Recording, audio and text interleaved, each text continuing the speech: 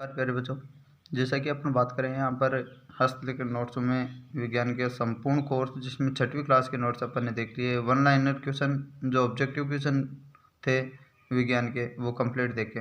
आज देख रहे हैं अपन कक्षा 7 के विज्ञान के नोट्स जो संपूर्ण कोर्स से ऑब्जेक्टिव क्वेश्चन है। यहाँ पर वन लाइनर क्वेश्चन पहला क्वेश्चन यदि बात करें फर्स्ट लेसन से, तो पहला क्वेश्चन है कि वृद्धि व विकास के लिए भोजन के अवयव हैं वो कौन कौन से होते हैं। तो कार्बोहाइड्रेट, वसा, प्रोटीन, खनिज लवण, जल, रेसे, ये जो होते हैं वो वृद्धि और विकास के लिए यहाँ पर आवश्यक होते हैं भोजन के अवयव। शरीर के निर्माण में आवश्यक अवयव यदि देखे जाए तो प्रोटीन, खनिज लवण और जल होते हैं। यहाँ पर सुरक्षा प्रदान करने वाले अवयव यदि देखे जाए तो विटामिन, खनिज लवण, प्रोटीन और जल यहाँ पर माने जाते हैं। आगे चौथा क्वेश्चन यदि देखें तो 1 ग्राम कार्बोहाइड्रेट से प्राप्त जो ऊर्जा होती है वो कितने कैलोरी होती है। तो 4 कैलोरी होती है। अगला क्वेश्चन, स्टार्च आयोडीन के साथ में कौन सा रंग देता है। क्वेश्चन पूछ लेता है कि स्टार्च आयोडीन के साथ में कौन सा रंग देता है। तो नीला रंग देता है बेटा। अगला क्वेश्चन कि बाल्यावस्था व किशोरावस्था में कौन सा खनिज तत्व आवश्यक होता है। तो प्रोटीन, यानी कि बाल्यावस्था और किशोरावस्था जिसमें सबसे ज़्यादा वृद्धि शरीर की होती है उसमें प्रोटीन सबसे ज़्यादा इम्पोर्टेंट होती है। ऊँट के कुबड़ में क्या स्थित होता है जिसके कारण वह कई दिनों तक भूखा रह सकता है। तो ऊँट के कुबड़ में यहाँ पर वसा होती है जिसके कारण वह कई दिनों तक यहाँ पर बिना भोजन किए हुए भी रह सकता है। अगला क्वेश्चन कि मानव यकृत में 69% क्या पाया जाता है। जल, यानी कि मानव के यकृत में कितना परसेंट जल पाया जाता है। तो 69। और मांसपेशियों में यदि आपको पूछे तो 75% यानी कि 75% जल यहाँ पर पाया जाता है। अगला क्वेश्चन कि मानव शरीर में 70% जल व प्रतिदिन यदि देखी जाए तो 2-3 लीटर यहाँ पर जल की आवश्यकता होती है। क्वेश्चन बहुत बार पूछा जाता है कि मानव के शरीर के वेट का कितना प्रतिशत जल पाया जाता है। तो 70% जल और प्रतिदिन 2 या 3 लीटर जल की आवश्यकता। यदि एक तरबूज की बात करें अपन तो तरबूज में 95% यहाँ पर पानी की पाया जाता है। अगला क्वेश्चन कि सेलुलोज नामक रेशेदार खाद्य पदार्थ है उसमें क्या पाया जाता है। तो उसे क्या कहते हैं, यानी कि रफेज। पोषक तत्वों की कमी से शरीर में उत्पन्न होने वाले जो रोग होते हैं उन्हें क्या कहते हैं। तो अभावजन्य रोग कहते हैं। प्रोटीन की कमी से उत्पन्न होने वाला रोग कौन सा है। तो क्वाशियोर्कर है। विटामिन ए की कमी से रतौंधी रोग, विटामिन बी की कमी से बेरी रोग, विटामिन सी की कमी से स्कर्वी रोग, विटामिन डी की कमी से रिकेट्स रोग, विटामिन ई की कमी से नपुंसकता, विटामिन के की कमी से यहाँ पर रक्त का थक्का नहीं बनना और आयोडीन की कमी से मानव के शरीर में गलगंड, गाइटर या घींगा नामक रोग यहाँ पर फैले जाता है। अगला क्वेश्चन कि 10 से 18 वर्ष की आयु में संतुलित आहार के अवयव हैं वो क्या क्या होते हैं। तो खनिज लवण, जिसमें 660 मिलीग्राम यहाँ पर खनिज लवण की आवश्यकता मानव के शरीर को होती है। अगला क्वेश्चन कि मानव के शरीर में कार्बोहाइड्रेट की प्रतिदिन आवश्यकता कितनी होती है। तो 130 से 150 ग्राम, प्रोटीन की आवश्यकता 78 ग्राम, वसा की आवश्यकता 22 ग्राम और जल की यदि आवश्यकता देखी जाए तो पहले भी देखा है 2 से 3 लीटर प्रतिदिन जल की यहाँ पर आवश्यकता होती है। पहले लेसन से ये कंप्लीट क्वेश्चन।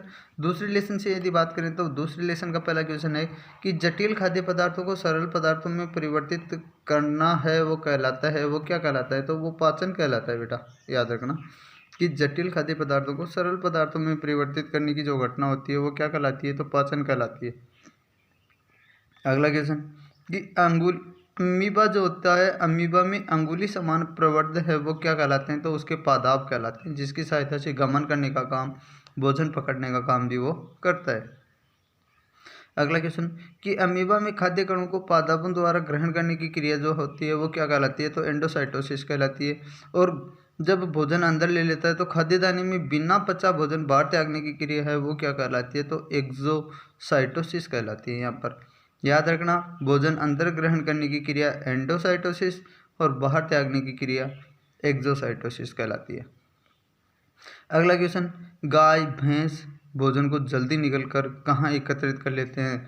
तो मान उनके शरीर में एक भाग होता है जिसे रुमेन कहते हैं, रुमेन में इकट्ठा कर लेते हैं और फिर धीरे धीरे उसका पाचन करते हैं। अगला क्वेश्चन कि रुमेन में भोजन के आंशिक पाचन को क्या कहते हैं। तो जुगाल या कट कहते हैं। धीरे धीरे जब पहले जब भोजन करते हैं तो आंशिक पाचन करता है, जिसे जुगाली या कट कहते हैं। बाद में पूर्णतया पाचन जुगाली की क्रिया के द्वारा यहाँ पर किया जाता है। अगला क्वेश्चन कि रुमेन से दोबारा भोजन को मुख में लाकर जुगाली करने वाले जो जंतु होते हैं वो क्या कहलाते हैं? रोमैंथी या रुमिनेंट कहलाते हैं। अगला क्वेश्चन रुमिनेंट में शुद्धांत्र व वृद्धांत्र के मध्य थैलीनुमा जो संरचना होती है उसे क्या कहते हैं? तो उसे अंधनाल कहते हैं। अगला क्वेश्चन आहार को शरीर के अंदर ग्रहण करने की क्रिया क्या कहलाती है? तो अंतर्ग्रहण कहलाती है। दांतों के यदि प्रकार देखे जाए तो मानव के शरीर में 4 प्रकार के होते हैं। पहला कृंतक, दूसरा रत्नक, अग्रचवर्णक और लास्ट है यहाँ पर चवर्णक। ये 4 प्रकार के दांत मानव के शरीर में यहाँ पर पाए जाते हैं। अगला क्वेश्चन आमाशय यानी कि थैलीनुमा जो संरचना होती है कि आंतरिक सतह स्त्रावित करती है, क्या क्या स्त्रावित करती है? तो श्लेष्मा, हाइड्रोक्लोरिक अम्ल और पाचक रस यहाँ पर स्त्रावित करते हैं। अगला क्वेश्चन यदि देखा जाए तो यकृत की लंबाई मानव के शरीर में कितनी होती है? तो 6 से 8 मीटर होती है। यकृत का रंग कैसा होता है? तो गहरा लाल रंग का, लाल भूरे रंग के यहाँ पर एक ग्रंथि पाई जाती है यकृत। अगला क्वेश्चन कि अग्नाशय पीले रंग की ग्रंथि जो अग्नाशय रस स्त्रावित करती है वो किस किस का पाचन करती है? तो यहाँ पर कार्बोहाइड्रेट और प्रोटीन का पाचन करने का काम करती है। अगला क्वेश्चन शुद्धांत्र की भित्ति पर अंगुली समान संरचनाएं जो होती हैं उसे क्या कहते हैं? तो दीर्घ रोम या रसांकुर कहते हैं। अगला क्वेश्चन वृद्धांत्र की लंबाई कितनी होती है? तो 1.5 मीटर होती है। शुद्धांत्र की लंबाई अपन ने अभी देखी थी कि 6.5 मीटर, 6 से 8 मीटर यहाँ पर यकृत की लंबाई, और शुद्धांत्र के बारे में अपन ने देख लिया था यहाँ पर। तो वृद्धांत्र जो है उस वृद्धांत्र की लंबाई है 1.5 मीटर यहाँ पर पाई जाती है। अब मानव के शरीर में कभी कभी जो दस्त का कारण होता है वो क्या किसके कारण होता है? तो संक्रमण और खाद्य विषाक्तन या अपच के कारण, यानी कि भोजन जब पूरी तरह से नहीं पच पाता है तो उससे दस्त का कारण होता है। दस्त को रोकने के लिए क्या काम में लिया जाता है? तो ORS यानी कि जीवन रक्षक घोल जो होता है वो काम में लिया जाता है। अगला थर्ड लेसन से, जिसमें पहला क्वेश्चन है कि मिश्रण जिसमें 2 या 2 से अधिक अवयव उपस्थित हो और जिन्हें अलग नहीं देखा जा सकता है वो क्या कहलाते हैं? तो समांगी मिश्रण कहलाते हैं। दूसरा क्वेश्चन है किसी मिश्रण से प्रत्येक अवयव को अलग करना क्या कहलाता है? तो वो पृथक्करण कहलाता है। पृथक्करण के लिए यहाँ पर विधियाँ जो काम में ली जाती हैं वो साधारण विधियाँ कौन कौन सी हैं? बीनना, हाथ से छानना, निस्यंदन की क्रिया, निष्पावन की क्रिया, अपकेंद्रण की क्रिया, थ्रेसिंग की क्रिया, वाष्पन की क्रिया, चुंबकीय पृथक्करण की क्रिया, ऊर्ध्वपातन की क्रिया, अवसादन और आसवन। ये विधियां जो होती हैं किसी दूसरे पदार्थों में से जो अवांछित वस्तुएं होती हैं उनको अलग करने के लिए यहाँ पर काम में ली जाती हैं। अगला क्वेश्चन है कि वायु द्वारा हल्के व भारी अवयवों को अलग करना है वो क्या कहलाता है? तो वो निष्पावन कहलाता है बेटा। अगला क्वेश्चन दही मिलाकर छाछ व मक्खन को अलग करना है वो क्या कहलाता है? तो अपकेंद्रण कहलाता है। उससे अगला क्वेश्चन है सूखे अन्न कणों को मशीन के द्वारा भूसे से अलग करना है वो क्या कहलाता है? तो थ्रेशिंग कहलाता है। उसके अगला क्वेश्चन है वाष्पीकरण के लिए जब जल को छोटी छोटी क्यारियों में इकट्ठा करना है यहाँ पर क्या कहलाता है? तो लेगून कहलाता है। उसके अगला क्वेश्चन है कि चुंबकीय पदार्थों को अनुचुंबकीय पदार्थों से अलग करना है वो क्या कहलाती है? तो चुंबकीय पृथक्करण विधि यहाँ पर कहलाती है।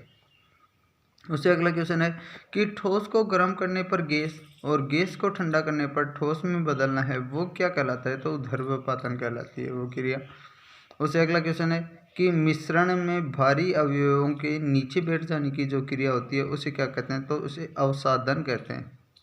उससे अगला क्वेश्चन कि द्रव को वाष्प में बदलना क्या कहलाता है? तो संगलन कहलाता है। अगला क्वेश्चन वाष्प को द्रव में बदलना क्या कहलाता है? तो संघनन कहलाता है। ये चीज़ अलग अलग ध्यान रखना कि द्रव को वाष्प में बदलना संगलन और वाष्प को द्रव में बदलना यहाँ पर संघनन कहलाता है। अगला क्वेश्चन है कि विलयन से वाष्पीकरण द्वारा शुद्ध द्रव प्राप्त करने की प्रक्रिया है वो क्या कहलाती है? तो आसवन कहलाती है। उससे अगला क्वेश्चन यदि फोर्थ लेसन से देखें तो फोर्थ लेसन का पहला क्वेश्चन है कि पदार्थ का दूसरे रूप में बदलने के बाद उसी अवस्था में रहना क्या कहलाता है? तो स्थायी परिवर्तन। जैसे दूध से दही का निर्माण हो जाता है वो स्थायी परिवर्तन है। कागज का जलना भी स्थायी परिवर्तन है। बहुत सारे परिवर्तन स्थायी परिवर्तन। और दूसरा क्वेश्चन है कि पदार्थ का दूसरी अवस्था से वापस उसी अवस्था में यहाँ पर आ जाना क्या कहलाता है? तो अस्थायी परिवर्तन यहाँ पर कहलाता है। तो यहाँ पर ही मैंने ये अवस्था परिवर्तन का एक डायग्राम बना रखा है। इस डायग्राम में कन्फर्म क्लियर दे रखा है मैंने जो भी कि ठोस को द्रव में बदलना क्या कहलाता है? गलन। द्रव्य को गैस में बदलना, तीर का निशान ध्यान से देखो कि द्रव्य से गैस का बदलना वाष्पन, और गैस से ठोस और ठोस से वापस गैस ऊर्ध्वपातन, दोनों में एक ही लिख रखा है। पर गैस से वापस द्रव्य में यदि अपन जाएँ तो संघनन, और द्रव्य से ठोस में बदलने की क्रिया है वो क्या कहलाती है, हिमांक यहाँ पर कहलाती है। अब उसके आगे क्वेश्चन यदि अपन देखें तो अगला क्वेश्चन है कि वे परिवर्तन जो विपरीत दिशा में भी संभव नहीं होते हैं तो वो क्या कहलाते हैं, तो अनुत्क्रमणीय परिवर्तन कहलाते हैं। उससे अगला क्वेश्चन है कि वे परिवर्तन जिनमें पदार्थों के भौतिक गुण बदलते हैं क्या कहलाते हैं, तो भौतिक परिवर्तन कहलाता है। उससे अगला क्वेश्चन कि किसी पदार्थ के विलयन से उसके शुद्ध व और बड़े आकार के क्रिस्टल प्राप्त करने की विधि जो होती है उसे क्या कहते हैं, तो उसे कहते हैं अपन क्रिस्टलीकरण। क्रिस्टलीकरण की क्रिया के द्वारा अपन क्रिस्टलों के रूप में उसको प्राप्त कर सकते हैं।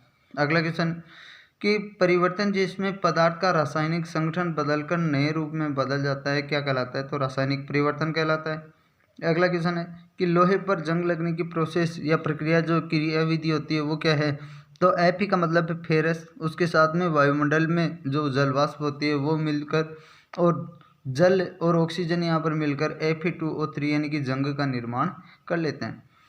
उससे अगला क्वेश्चन है कि लोहे को जंग से सुरक्षित रखने के लिए जिंक की परत चढ़ाने की प्रक्रिया है वो क्या कहलाती है, तो यह सतलेपन कहलाती है।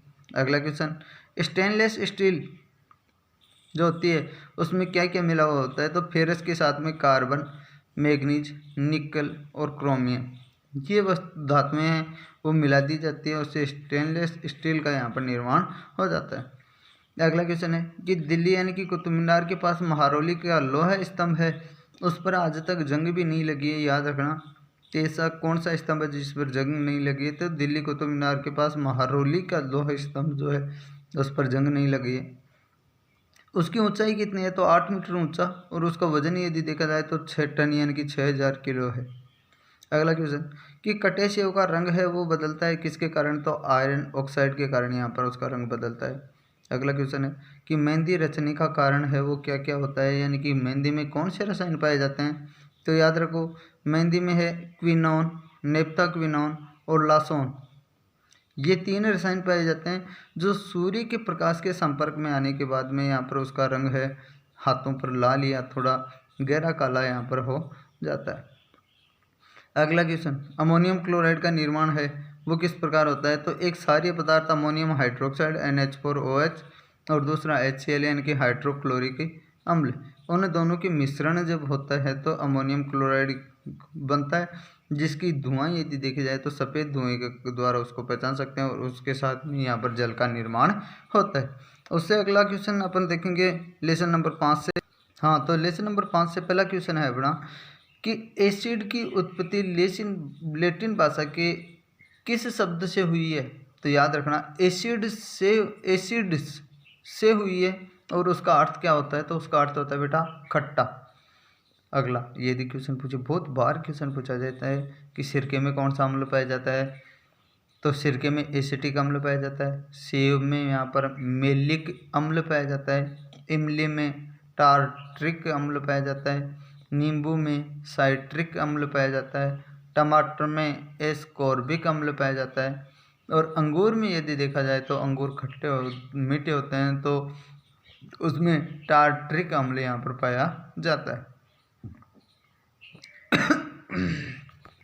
उससे अगला क्वेश्चन यदि अपन देखें कि अम्ल के साथ में यदि सोडियम बाइकार्बोनेट यानी कि NaCO3 या खाने का सोडा जो होता है उसकी अभिक्रिया करवाई जाए तो माचिस की तिल्ली है वो बुझ जाती है, क्यों, किसके कारण बुझती है, तो उसके द्वारा यहाँ पर उसमें यदि देखा जाए तो कार्बन डाइऑक्साइड गैस का निर्माण होता है, और कार्बन डाइऑक्साइड गैस के कारण यहाँ पर माचिस की तिल्ली है वो बुझ जाती है। अगला, अम्ल और धातु यदि क्रिया करते हैं तो कौन सी गैस का निर्माण होता है, बहुत बार रीट में सेकंड ग्रेड में भी यहाँ पर क्वेश्चन, रेलवे में भी क्वेश्चन पूछा जाता है कि उसमें कौन सी गैस का निर्माण होता है, तो हाइड्रोजन गैस का निर्माण होता है। अगला क्वेश्चन, अम्ल किस रंग को किस में परिवर्तित कर देते हैं, तो नीले से लाल रंग में परिवर्तित कर देते हैं, और उसके याद करने का यहाँ पर एक छोटा सा तरीका है, याद रखो अनिला।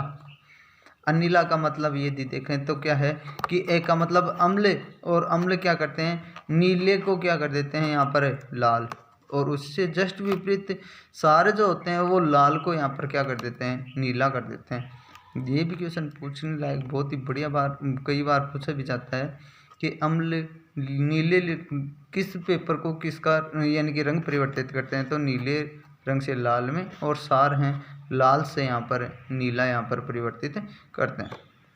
अगला क्वेश्चन, सारक स्वाद में कड़वे व स्पर्श करने पर साबुन जैसे होते हैं, जो यानी कि इनमें पूछ लेता है कि सारक जो होते हैं वो किस प्रकार के होते हैं, स्वाद में तो कड़वे और स्पर्श करने पर किस प्रकार के महसूस होते हैं, तो यहाँ पर साबुन जैसे यहाँ पर स्पर्श महसूस यानी कि चिकने यहाँ पर महसूस होते हैं।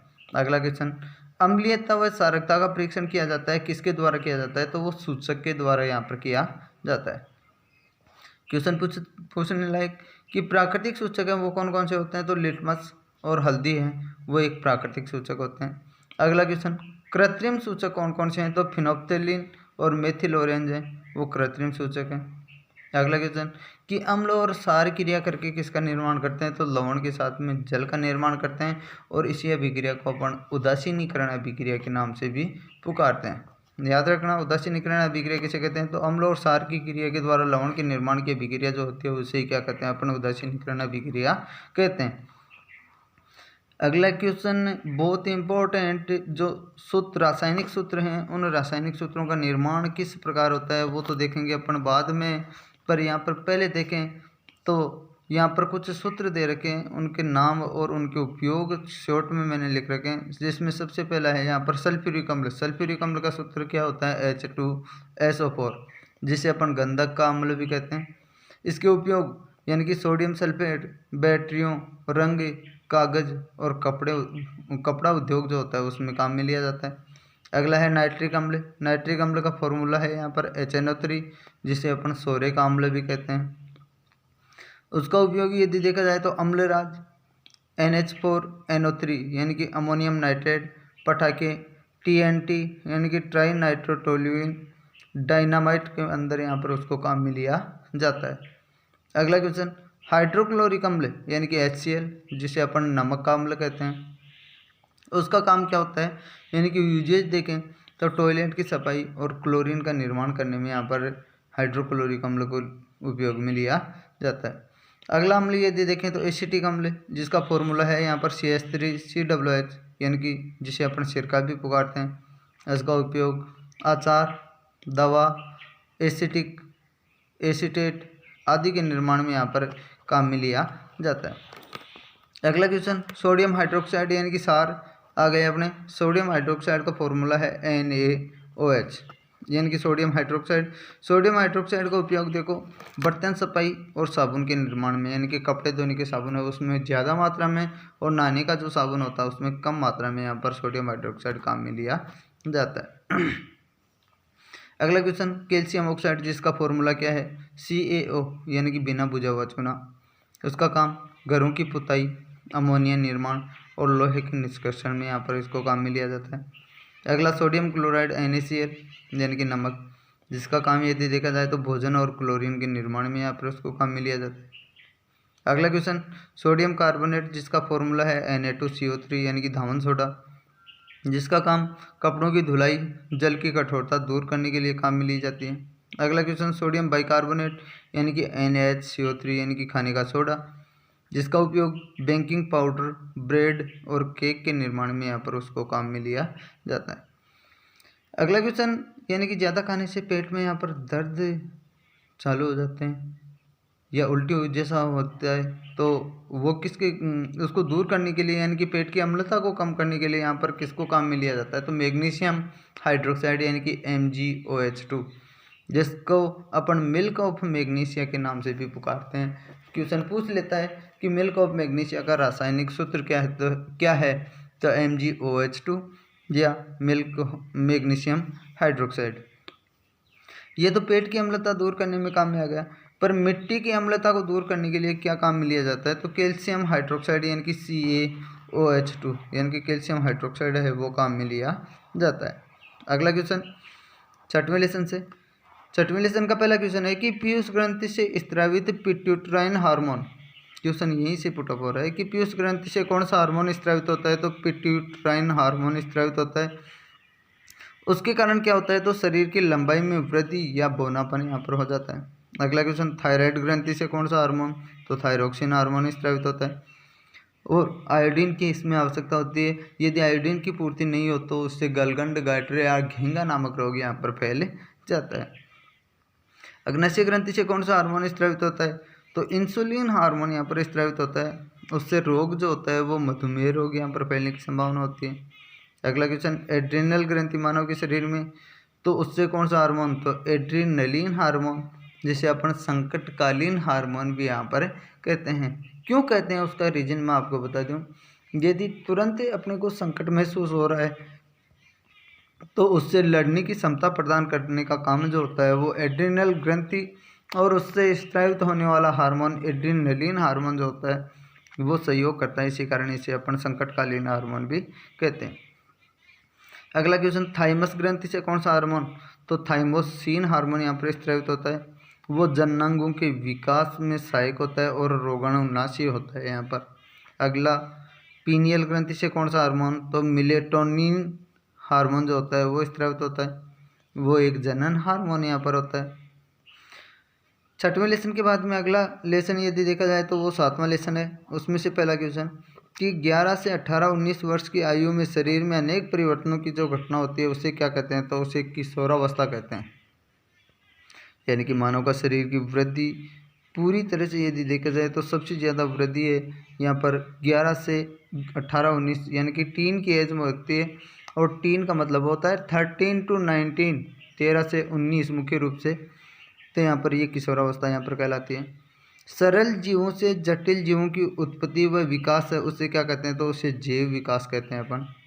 अगला क्वेश्चन कि जंतुओं के अग्रपादों के कार्यों व बाह्य संरचना में असमानता होकर भी मूल संरचना व उत्पत्ति समान हो उसे क्या कहते हैं, तो उसे समजात अंग कहते हैं। छोटी क्लास में ये क्वेश्चन पूछा जाता है कि समजात अंग किसे कहते हैं या समवर्ती अंग किसे कहते हैं, तो दोनों की परिभाषा याद रखना। पहले है समजात की, देखो दोबारा कि जंतुओं के अग्रपादों के कार्य, आगे जैसे मानव के हाथ हैं उनके कार्य, और बाह्य संरचना में असमानता, यानी कि हर जीव के यहाँ पर अलग अलग होते हैं। जैसे जानवरों में अग्रपाद चलने के काम में आते हैं, बल्कि मानव प्रजाति में यदि देखे जाए तो वो हाथ लिखने या कोई कार्य करने के लिए काम में लिए जाते हैं। संरचना में असमानता होकर भी मूल संरचना और उत्पत्ति समान हो, पर उत्पत्ति और मूल संरचना यदि देखी जाए तो वो समान होती है, तो वो समजात अंग कहलाते हैं। इससे अगला क्वेश्चन है अपना समवर्ती अंग। समवर्ती अंग क्या है कि अग्रपादों के कार्यों में समानता लेकिन उत्पत्ति और संरचना यदि भिन्न भिन्न पाई जाती है उसे क्या कहते हैं, तो उसे समवर्ती अंग कहते हैं बेटा। अगला क्वेश्चन, चट्टानों में उपस्थित मृत अवशेष और चिन्ह क्या कहलाते हैं, तो जीवाश्म कहलाते हैं।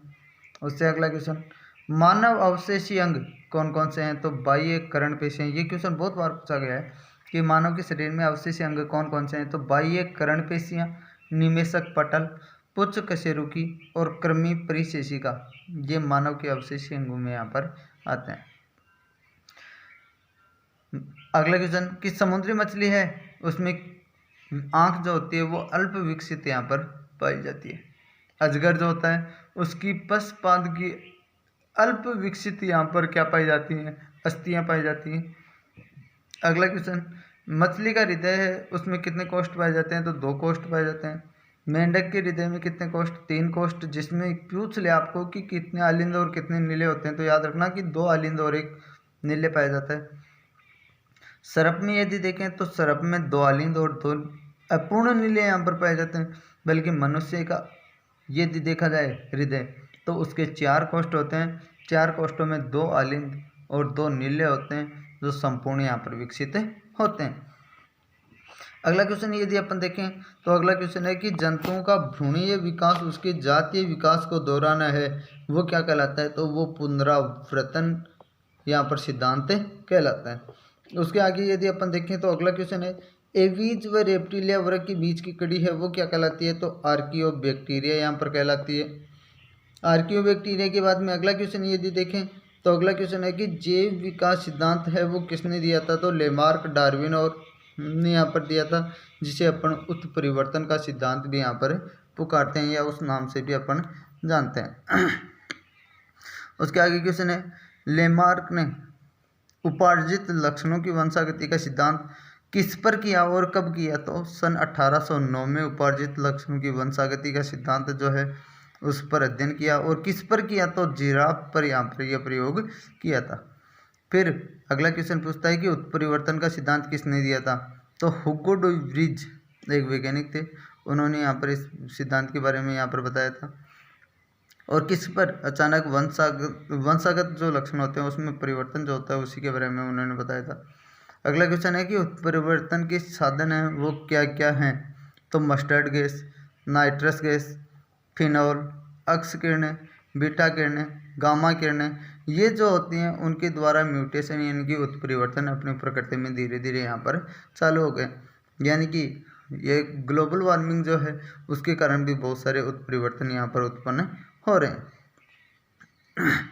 उसके बाद में यदि अपन देखें तो अगला लेसन है अपना आठवां लेसन का पहला क्वेश्चन है कि प्रोफेसर बीरबल साहनी का जन्म कब हुआ? तो याद रखना बेटा, 14 नवंबर 1891 को शाहपुरा यानी कि भेड़ा में यहाँ पर हुआ था। अगला क्वेश्चन है कि सजीवों की शारीरिक विशेषताएं जो विशेष वातावरणीय अवस्थाओं में यहाँ पर जीवित रहने के लिए उनको अनुकूल बनाती हैं तो वो क्या कहलाती हैं? तो वो अनुकूलन यहाँ पर कहलाती हैं। अगला क्वेश्चन कि जलीय आवास जो होते हैं उसमें श्वसन किसके द्वारा किया जाता है? तो उन जीवों में यहाँ पर गलफड़ों के द्वारा यहाँ पर श्वसन की क्रियाविधि है वो संपन्न होती है।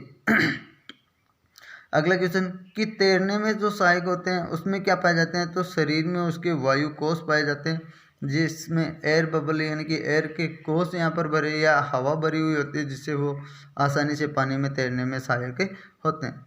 अगला क्वेश्चन कि मरुस्थलीय जंतु कौन कौन से हैं? तो लोमड़ी है, सियार है, खरगोश है, भेड़िया है, गोयरा है, ऊँट है। ये मरुस्थलीय जंतु होते हैं जो यहाँ पर कई दिनों तक बिना पानी पिए भी रह सकते हैं।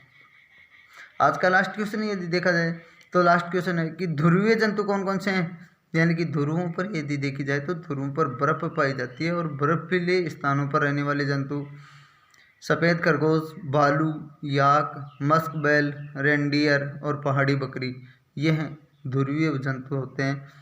आज के लिए बस इतना ही। जय मां शारदे, जय हिंद, जय भारती।